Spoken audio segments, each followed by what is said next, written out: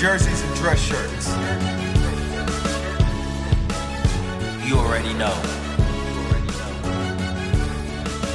The mic is on, listeners. So, hey, he got a little cold, so he can keep the drink in his hand. Okay. Good.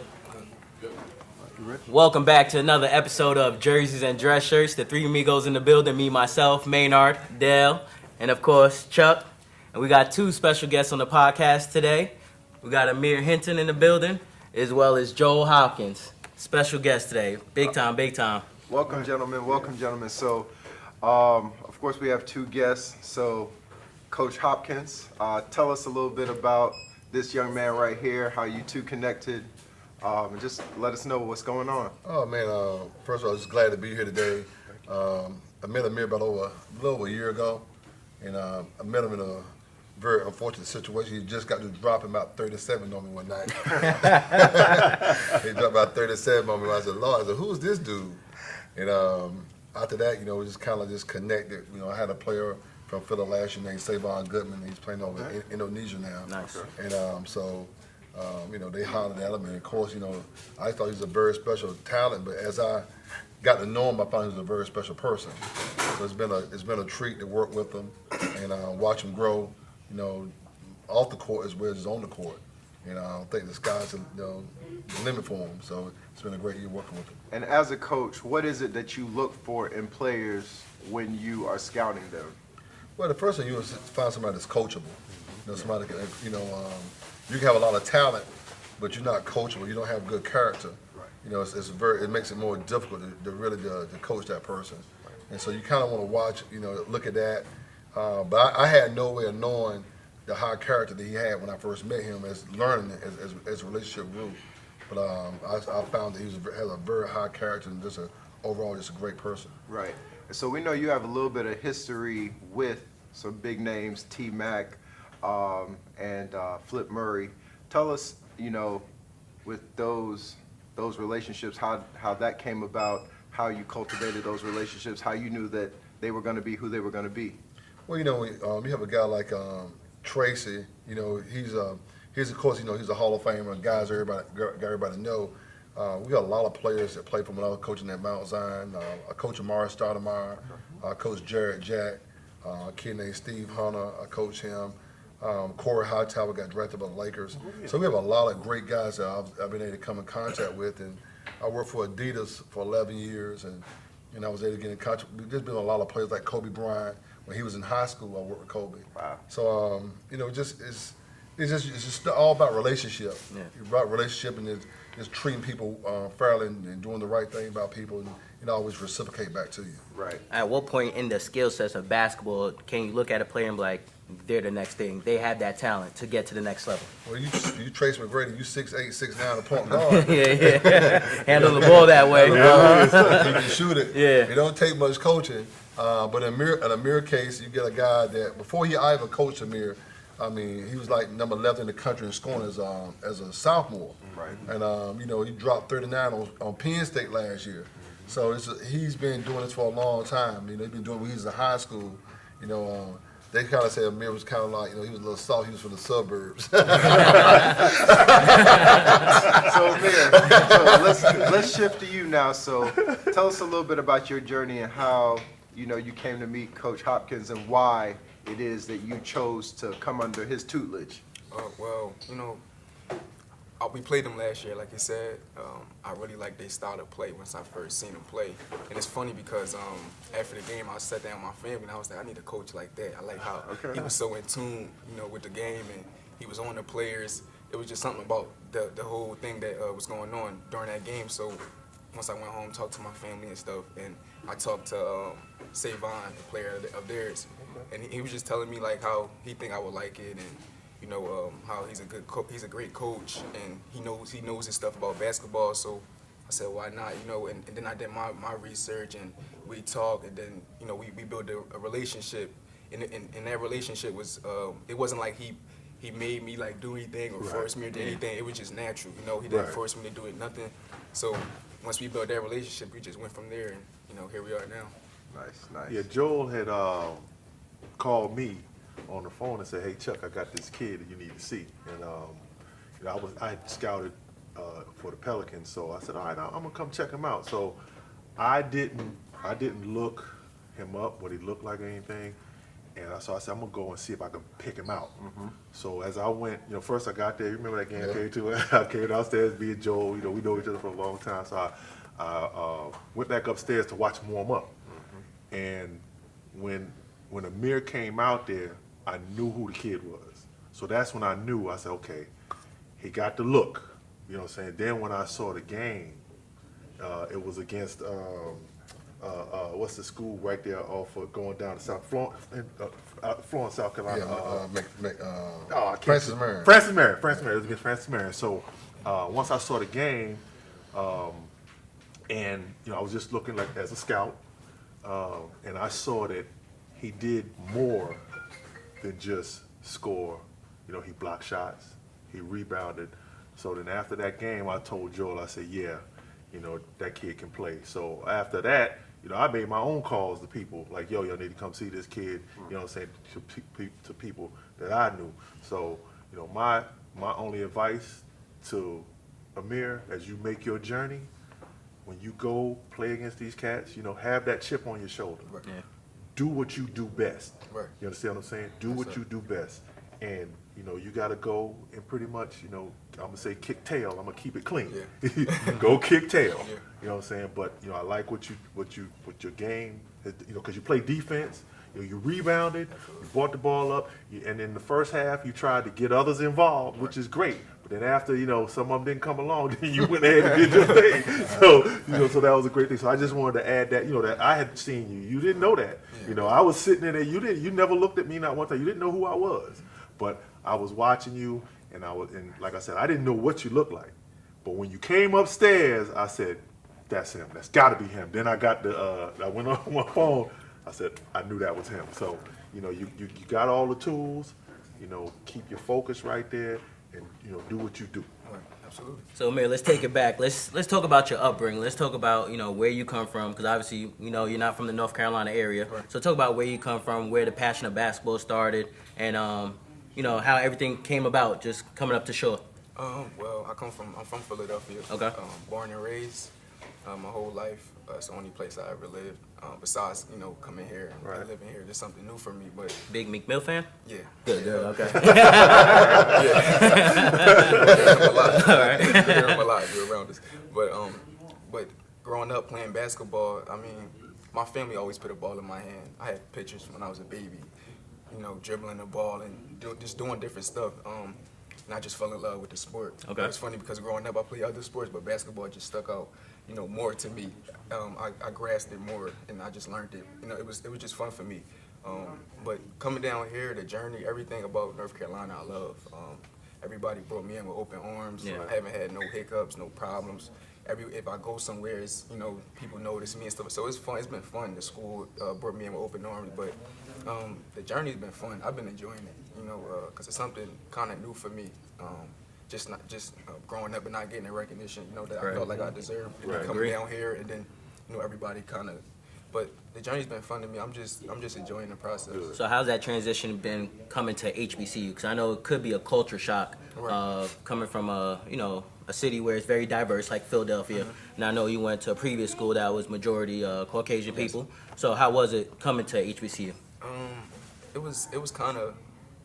I was used to it when I came here. Just the atmosphere, just from growing up and playing in that type of atmosphere, outside and stuff like that. Okay. So I kind of was liking it when I came down here. It was something. It felt like home. Okay, yeah. But it was a different. It was a different, experience from going to PWI, where it's predominantly white folks, and then coming here it's for predominantly black folks. So it was different. It was very different for me, as far as that aspect go. Yeah. But coming down here, it allowed me to be myself. Not saying that I wasn't being myself at my previous school, but Just that comfort yeah, level just, with it's a comfort you around your own, culture and stuff Yeah. like that. So it allowed me to be myself coming to this school, and I just, embraced it. I'm gonna ask you the same question, Joe. So what made you, especially working with a whole bunch of top athletes, and getting those recognitions of, Kobe's, the Grady's and all that, what made you pick to coach at a HBCU rather than maybe going to a larger division, one of them powerhouses? Well, I'm from from a very small town, from Bun, North Carolina. Okay. Yeah, I got you. Okay. And I played basketball at North Carolina Central. Okay. And we won a national championship there in '88, '89. I was looking for the ring. I was waiting for it. I thought it was okay. Okay. But you know, I understand the business of basketball. Mm-hmm. I understand how it works. You know, I always knew that if I was at a HBCU, I played at HBCU. I coached at a predominantly black Christian high school. Okay. I got the job at Shaw in 2000. I coached there for 2 years. I took a team to a Final Four. To put a kid in the NBA. Got a kid a shoot. The first kid from a HBCU to ever get a shoe contract from Adidas in the history of basketball. And I always knew. I mean, there's only been maybe like 5 coaches that's left PWI and went to I left a HBC to go to a PWI. Okay. So you know, it's only a handful. And I'm happy who I am. There you go. That's important. I'm not. No offense to nobody else, but you know, from where I come from, I'm comfortable. I'm happy.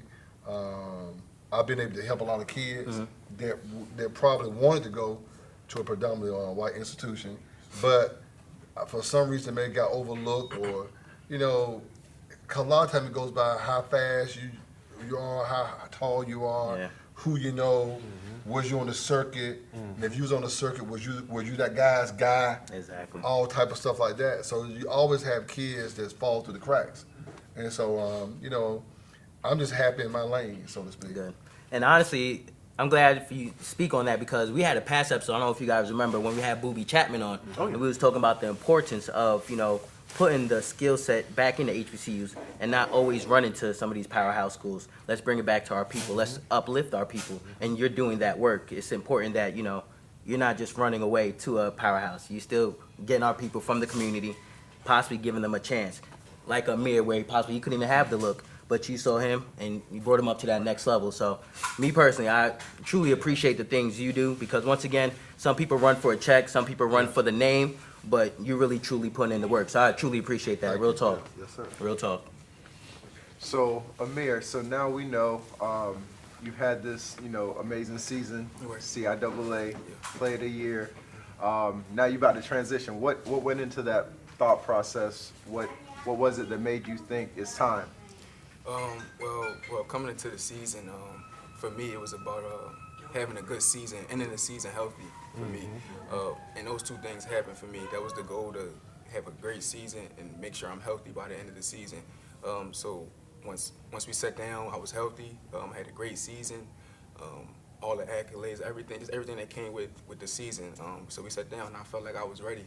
I felt like it was the perfect timing, you know, to go ahead and try to pursue that dream. But, you know, once we sat down and figured that out, it was just like, let's go for it. You know, let's go for it.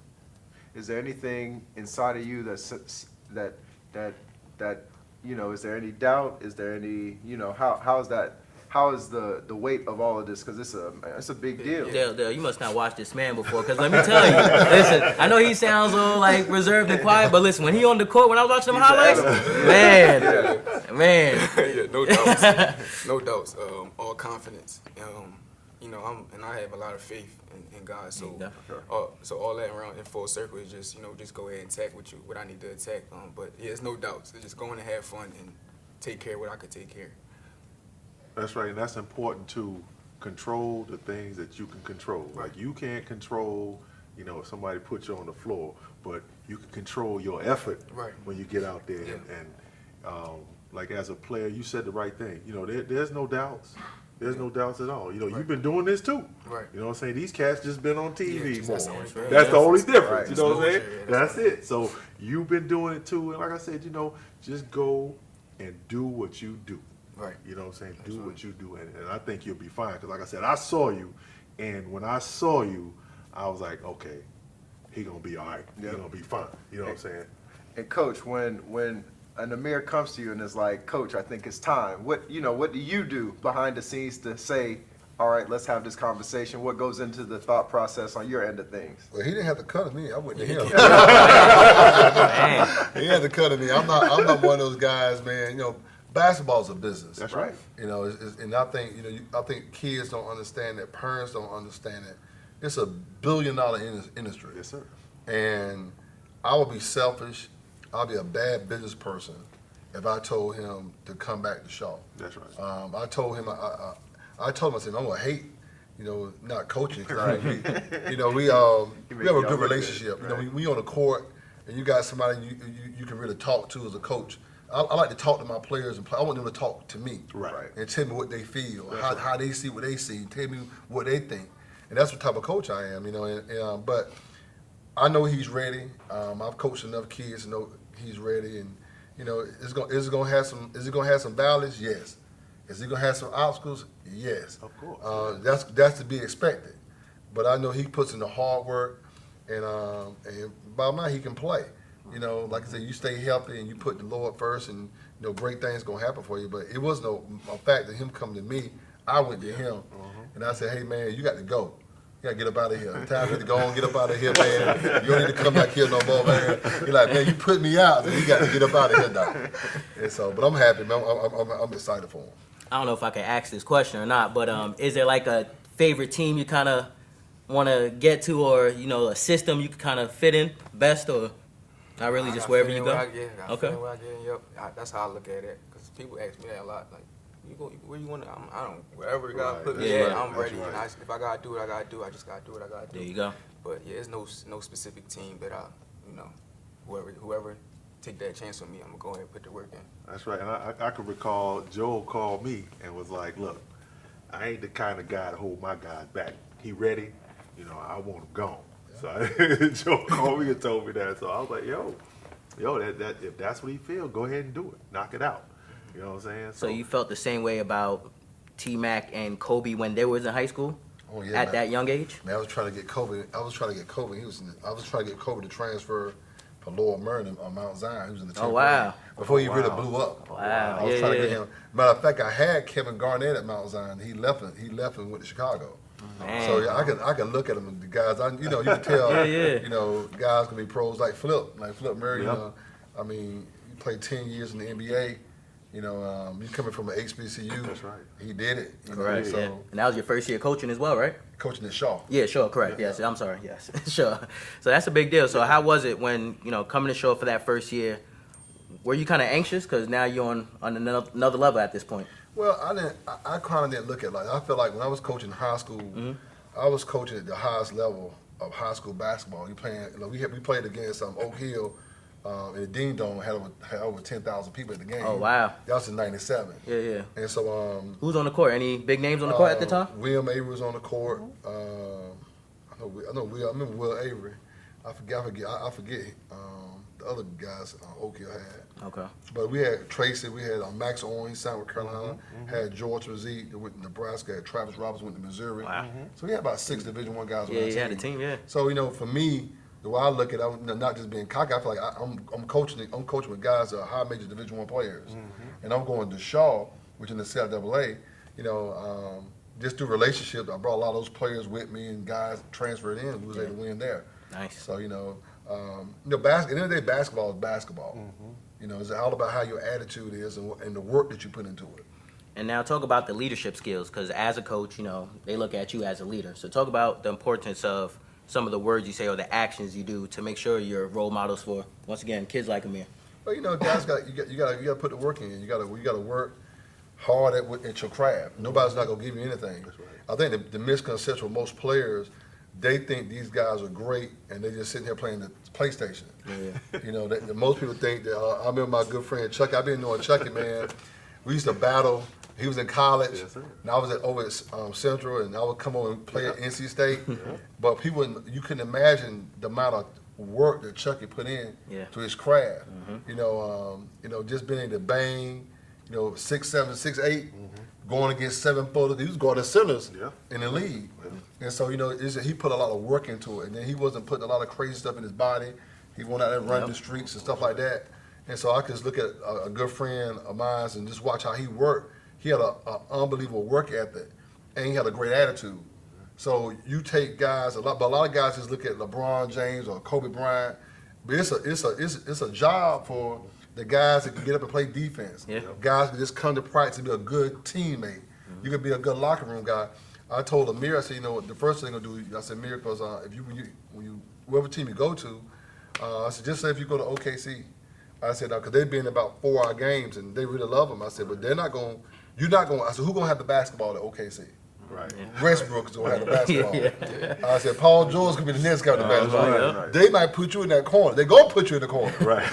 And you guys, you're going to be in that corner. Better be ready. You got to be out there like that. Yeah, better be You ready. got to be ready to catch and Hands shoot. out, I said, so your styles, I said, you looking for the opportunity to play, man. You just got to be, hey, that's what they're going to do. Yep. And, you got to work yourself up to be able to have the ball in your hand. Yeah. The trust factor. So That's right. you just got to just keep it real with them. Right. You got to keep it real with these kids.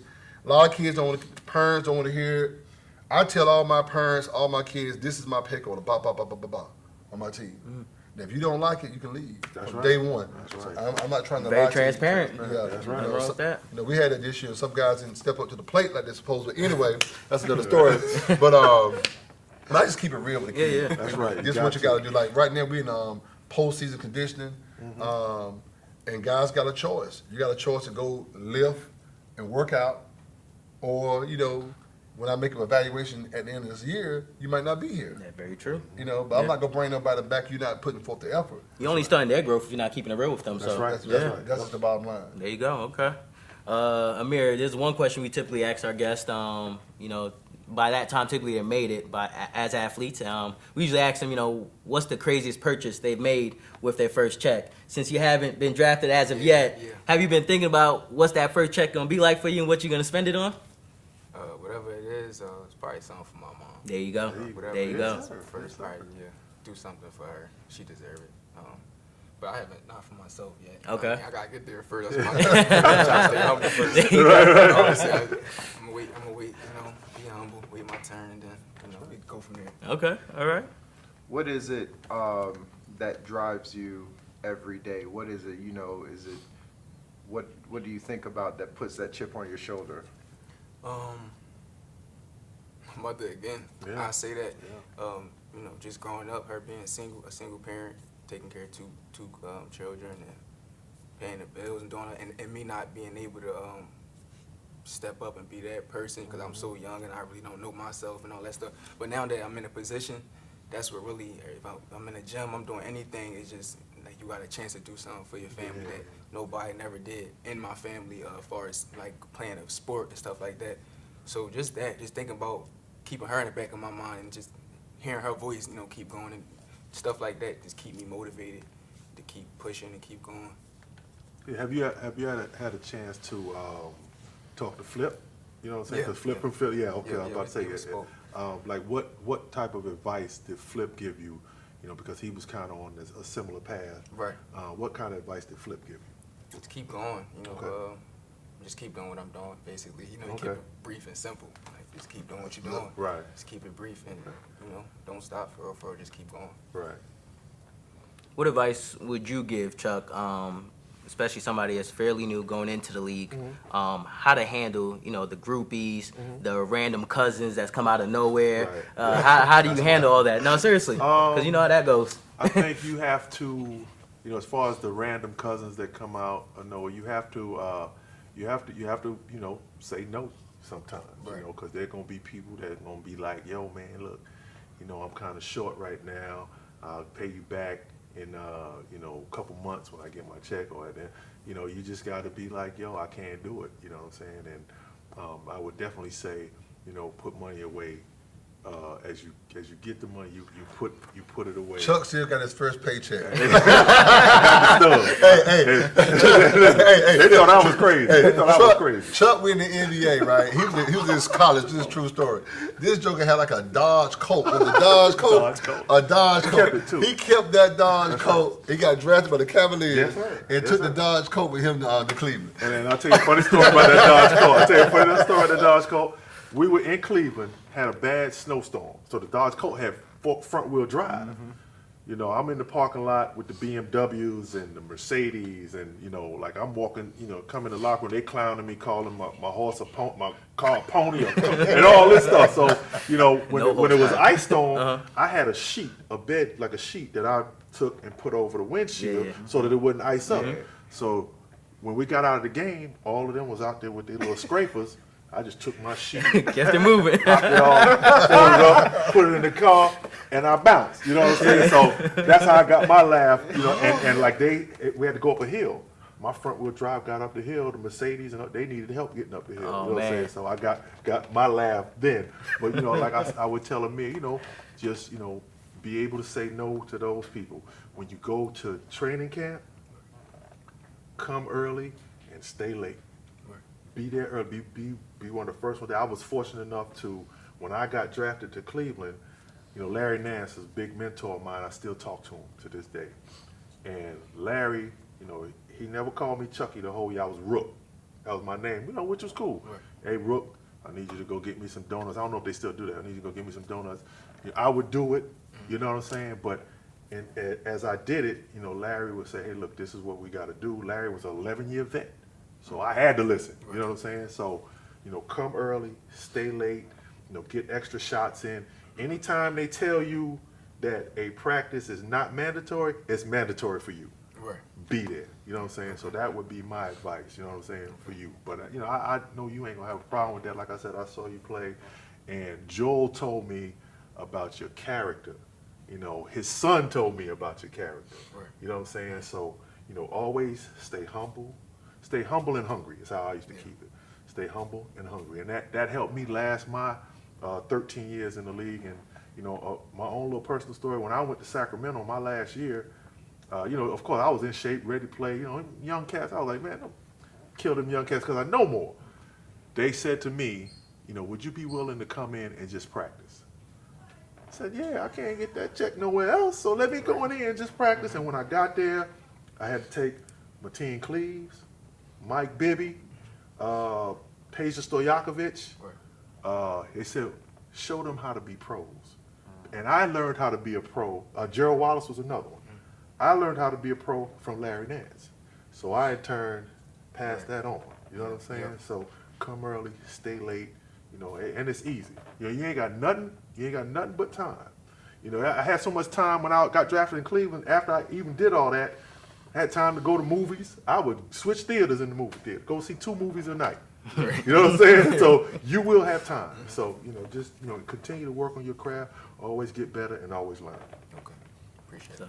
And Coach, I know Amir is very, like I said, very humble guy. I could tell just meeting the past hour. So, was there any time that you had any big egos? Especially the fact that I know, especially early on, Kobe was known to have an ego. Well, at least that's what was reported. I didn't know Kobe personally, but it was reported that Kobe had an ego when he was on the court, and you know, people like T-Mac as well. Well, so all great players, all great athletes are gonna have an edge, or you might want to call it ego. Yeah.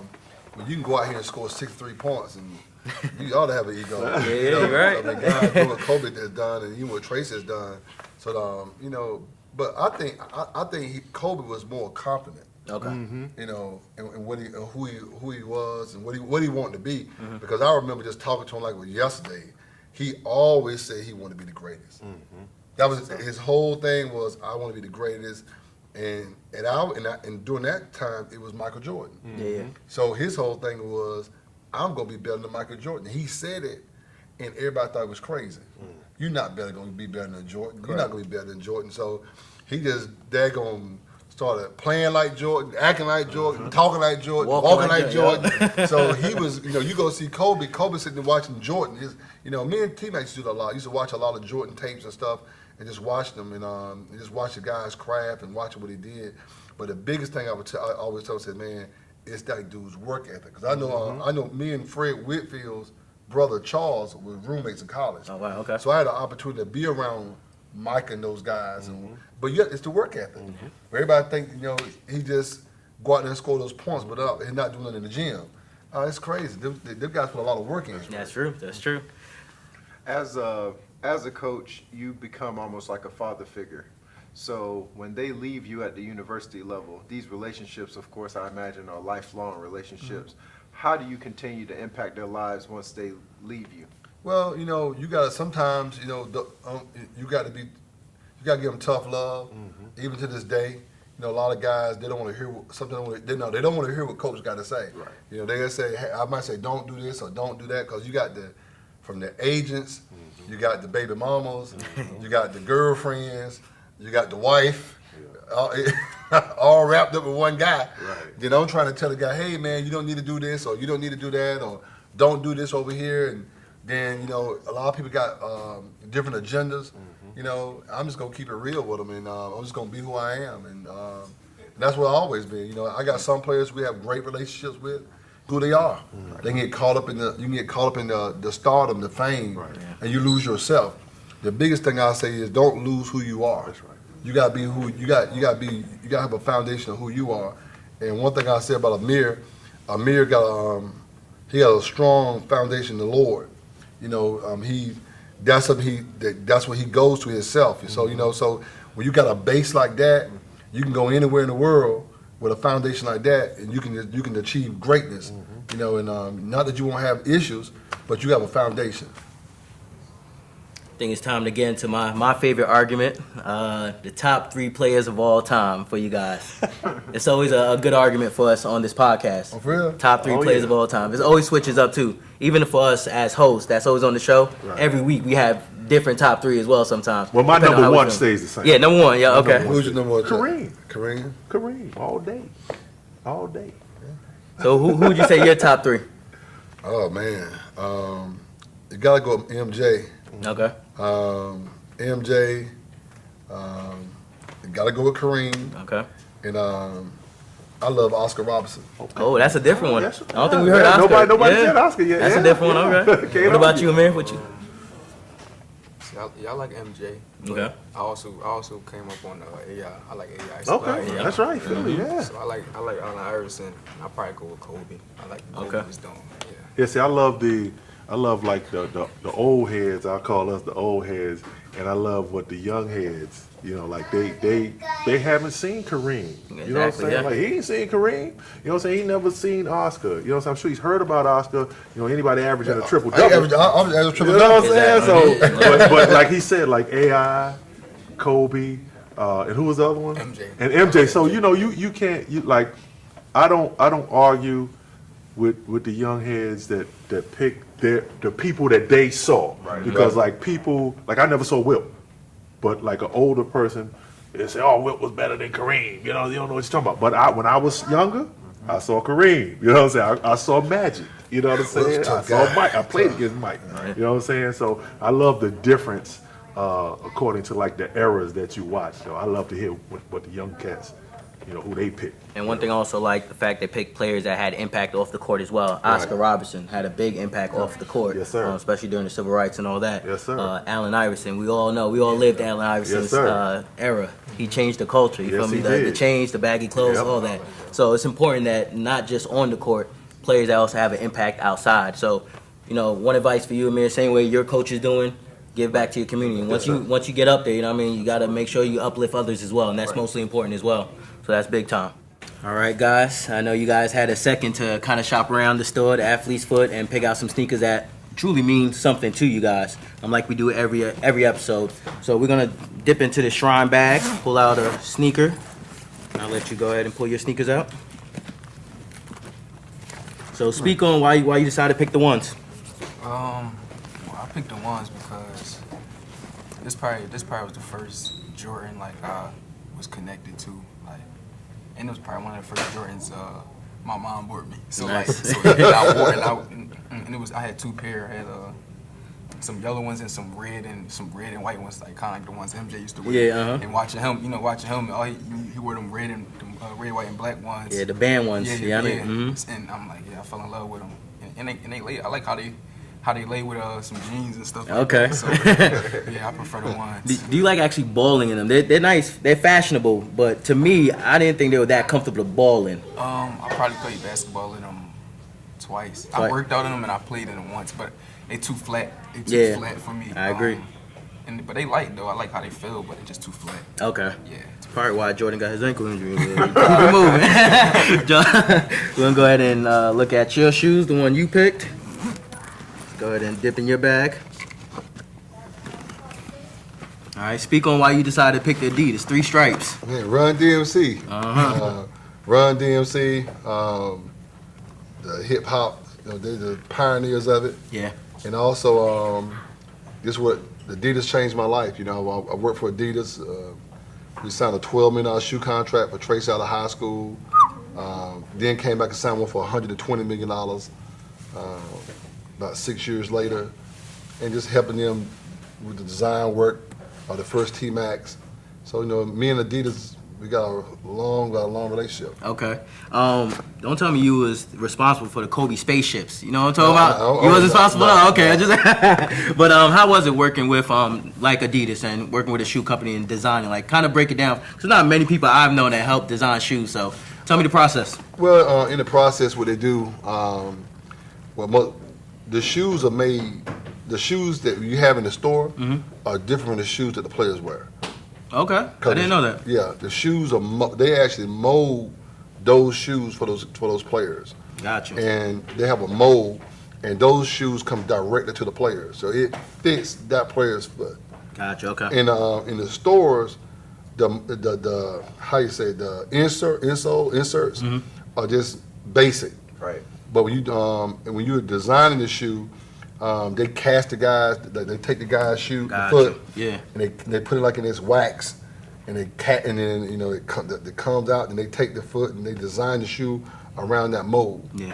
And so it just fits them like a glove. Gotcha. And it's just different. So it's just way different from what you buy in the store. So I'm guessing that's part of what Nike did when they came down, kind of consulted Zion when that whole sneaker exploded thing. Right. Because I know that was a big deal. Nike coming down, because I thought it was kind of shaky, because I thought at first you couldn't have that interaction with a college player, being a sneaker brand, but well, you can, but okay. At Florida State, my son played at Florida State. They had a kid there, he had a size 22 shoe, so Nike had to actually make their shoe for him. Gotcha. Okay. So they can do that. Cool. All right. Anything else you guys kind of wanted to touch on, man? It's truly been a great episode, learning a lot. I look forward to what you do in the future, big time. Anything you guys want to kind of pump out there, maybe your Instagrams or any of that? He's an Instagram guy. Let the ladies know the Instagram. Go ahead. What's your followers looking like? I mean, they've been going up lately, but I don't know, man. The humble guy. There you go. Instagram is Instagram. You know how it go, but Okay. yeah. I ain't gonna put my social media. Gotcha. Okay. They'll find me, whatever. Cool. And you want to tell them, come check out the games? You want to let the people know? I always come check out Shaw University. Go to shawbears.com to get the latest schedule and see what's happening. There you go. All right. Well, once again, we appreciate it, guys. Thank you for joining the podcast. Thank you for having me. Thank you. And then another great episode. All right. Peace. Peace.